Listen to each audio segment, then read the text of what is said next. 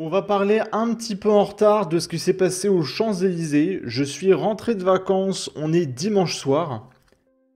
J'ai subi un choc en rentrant chez moi. Donc 4 jours tranquille, un petit peu en campagne, isolé. Et dimanche soir, je rentre chez moi. Je suis arrivé depuis 10 secondes. Je prends le tram pour rentrer. Et il y a un mec, claquette chaussettes, tatoué de partout, chaîne en or, qui parle avec son pote en haut-parleur dans le tram pour en faire profiter tout le monde. Je comprends pas l'intérêt de vouloir montrer ta conversation personnelle à tout le monde, mais il le faisait. Je comprends pas. Et il parlait pas en français, je sais pas en quelle langue il parlait. Donc déjà, je fais ouf, ça y est, t'es rentré à la maison. Je sors du tram, je suis arrivé dans mon quartier. Et là, il y a une bande de 8 mecs qui sont dans un coin et qui fument des trucs, qui écoutent de la musique africaine. Tu sais pas ce qu'ils font là. Là, je me suis dit, waouh, je suis rentré chez moi. J'avais pas réalisé à quel point il y avait un tel décalage entre ma ville et la vie isolée en vacances, en fait. Vraiment, j'ai été choqué. Alors que pourtant, je vis là depuis 3 ans. Mais bref, je suis rentré, on va refaire des vidéos. Et il y a eu le match PSG Inter de Milan. Et évidemment, il y a eu des émeutes. Et il faut comprendre que les gens ne sont pas partis fêter la victoire d'un tel ou un tel, ils s'en fichent. Tout ce qu'ils veulent, c'est un prétexte pour pouvoir justifier leurs actes de délinquance. Parce que du coup, on va le voir, il y a eu 2 victimes. Il y a une nana qui s'est fait écraser par un mec qui roulait à 150 en plein centre-ville. Bon bah devant le juge, il dira oui, mais en fait c'était la fête, c'était l'euphorie, j'ai pas fait exprès, pardon, voilà, et puis il sera relâché. Et il y en a un autre, il s'est fait planter, ça j'ai pas compris. Donc il faut comprendre, on est un petit peu dans American Nightmare. Il faut pouvoir faire la fête pour justifier les actes de violence parce que tout est toléré, en fait, pendant les émeutes. Ces gens, vraiment, sont profondément gangrénés par une violence qui est insatiable, en fait. Vraiment. Il y a plein de vidéos, on va pas trop pouvoir les regarder. Par exemple, il y a lui. La vidéo s'intitule Voilà, Exa, il a fait de la D. Faire de la D, ça veut dire faire de la merde. Et donc le mec, il dérape en plein centre-ville en roulant à fond. Et on peut voir ici, il y a un mec sur un vélo. Et il va se prendre ce véhicule de 2 tonnes. Et voilà, le mec s'enfuit. Et il y a les mecs qui commentent wesh, voilà, dinguerie, wesh, wesh. Bon, bref. Là, je suis pas d'humeur à rigoler. Je viens de passer 4 jours de vacances en fait. Donc, je suis pas encore habitué à mon rythme de vie au quotidien et de voir des trucs de fou tous les jours. Donc, je suis pas encore habitué. Hein, il faudra attendre 3-4 jours avant que je rigole à ce genre de trucs. Aux mecs qui disent voilà, dinguerie, wesh, voilà, alors qu'il se passe un meurtre en fait.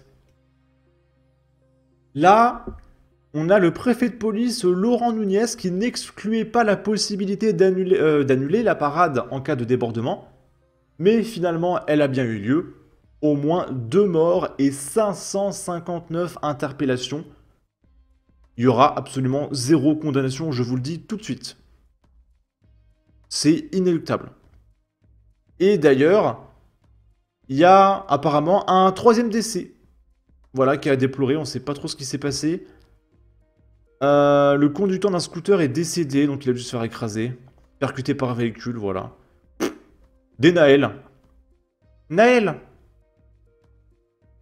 Je vous rappelle qu'il y a eu des émeutes de fous dans le pays à cause de ce jeune qui a manqué d'écraser 3 personnes suite à 2 refus de tempérer. Là, il y a plein de gens qui sont écrasés par des Naël. On s'en fout, hein?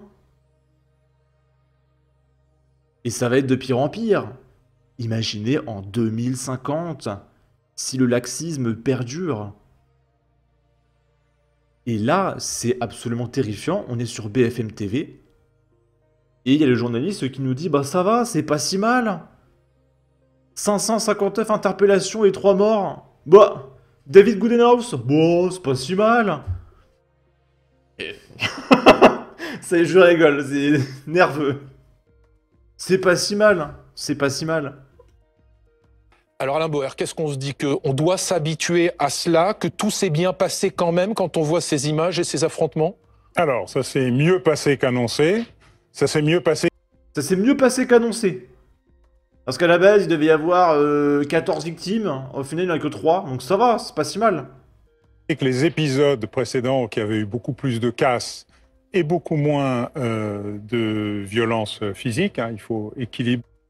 Ah, mais ils sont en train de justifier les émeutes. De dire, bah ça va, c'est pas si mal, on va seulement payer 5 milliards de réparation. Arrêtez de vous plaindre. Non mais ça n'a aucun sens. Il devrait y avoir 0 en fait. 0. Ça devrait être encadré. On devrait pas dire, c'est pas si mal. Ça, c'est un sketch du joueur du grenier. Qu'est-ce que c'est que ça? Là, on a une vidéo que je peux pas trop montrer. Donc, il y a des jeunes, t-shirts de foot. Là, il y a des camions de police avec des barrières double épaisseur. Et il y a les jeunes qui défoncent les barrières, qui arrachent les poteaux. Et du coup, là, les canons à eau se lancent pour essayer de dégager la foule, quoi.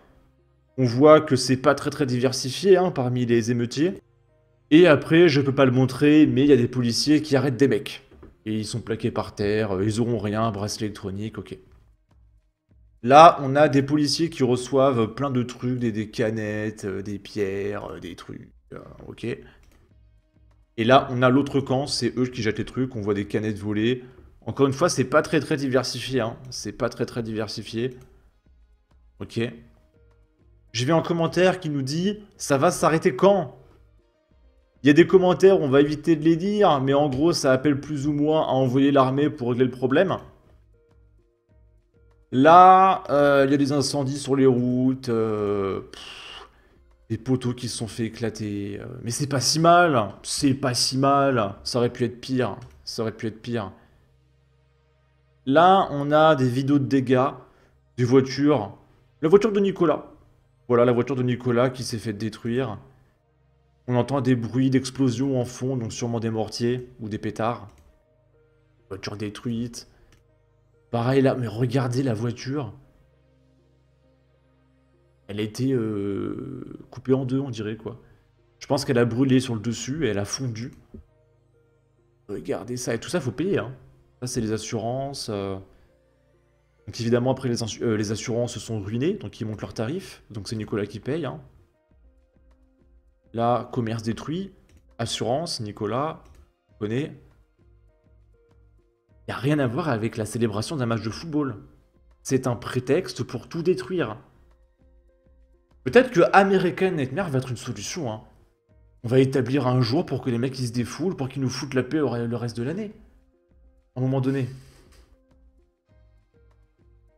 Là, il y a un mec qui nous dit « Les racailles qui ont dévasté Paris se coucheront à 5h et Nicolas se lèvera à 6h pour payer les dégâts et cotiser. Arrobase, Nicolas qui paye. » Et il y a un mec qui dit un tweet bien méchant et bien stigmatisant « Si je te croise, toi... » On n'a pas la suite. Et le mec a un drapeau de la Tunisie. Donc visiblement dire que Nicolas paye, c'est raciste. Hein, pourquoi pas, on est pas mal. Ah ça y est, je suis rentré des vacances, hein, c'est merveilleux. Et on va terminer par cette photo. Les joueurs du PSG qui arrivent dimanche pour la parade. Et là on voit le quart avec les footballeurs qui vont arriver dans un pays dévasté, brûlé, avec des nids de poules, tout qui est saccagé. Eh ben écoutez, c'est la rentrée pour moi, c'est reparti pour les vidéos, c'est la France de 2050 qu'on aime. Sur ce, n'hésitez pas à donner votre avis, votre opinion, à partager, liker, commenter, ça aidera au référencement de la vidéo sur YouTube, abonnez-vous, suivez-moi sur Twitter, prenez soin de vous, salut!